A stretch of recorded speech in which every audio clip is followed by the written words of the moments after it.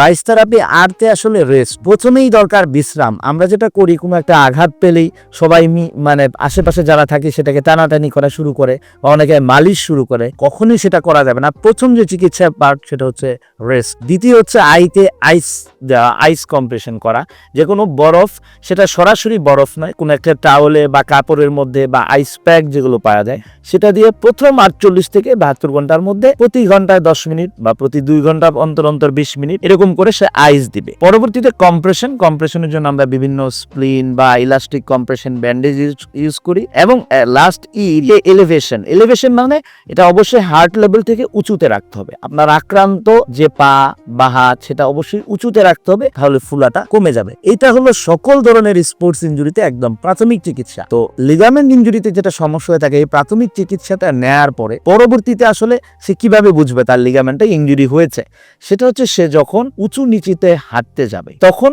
সে মনে হবে তার হাঁটুটি ঘুরে যাচ্ছে, তার হাঁটুটি সরে যাচ্ছে, সে হাঁটুর ব্যালেন্স রক্ষা করতে পারছে না। এবং বিশেষ করে সে যখন কোনো রাফ আনইভেন সারফেস, ইভেন কি সিঁড়িতে উঠতে গেল অথবা সে সাডেন একটা প্রয়োজনে দৌড় দিল, তখন সে দৌড়াতে গিয়ে দেখবে যে তার হাঁটুটা বারবার সরে যায়। তার মনে হবে মানে ফিলিং অফ ইনসিকিউরিটি, তার হাঁটু সরে যাওয়ার একটা অনুভূতি তার হবে। এবং হাঁটু ভাঁজ থেকে সোজা করতে গেলে, সে যদি হাঁটুটা ভাঁজ থেকে সোজা করতে যায় তখন তার তীব্র ব্যথা হবে। এবং সে নামাজ পড়তে যাওয়া বা নিচে বসা, স্কোয়াট করা, নিচে টয়লেট করার জন্য নিচে যদি প্যানে বসতে চায় তখন তার তীব্র ব্যথা হবে। এবং এটার সাথে যদি মেনিসকাস ইনজুরি থাকে তাহলে যেটা হয়, অনেক সময় আমরা বলি যে লকিং, মানে পা হাঁটু ভাঁজ করে খুলতে গেলে খুলতেই পারবে না, সে একদম আটকে যাচ্ছে। আর যদি দীর্ঘদিন সে এই সমস্যাটাকে নিয়ে মানে ভুগতে থাকে তাহলে তার হাঁটুর যে মাংস পেশিগুলো আছে সেগুলো শুকিয়ে যেতে থাকবে। একটা দুর্বল হাঁটু এবং হাঁটুতে ক্ষয় এবং মানে সেকেন্ডারিলি তার হাঁটু খুব দ্রুত ক্ষয় রোগে আক্রান্ত হওয়ার সম্ভাবনা।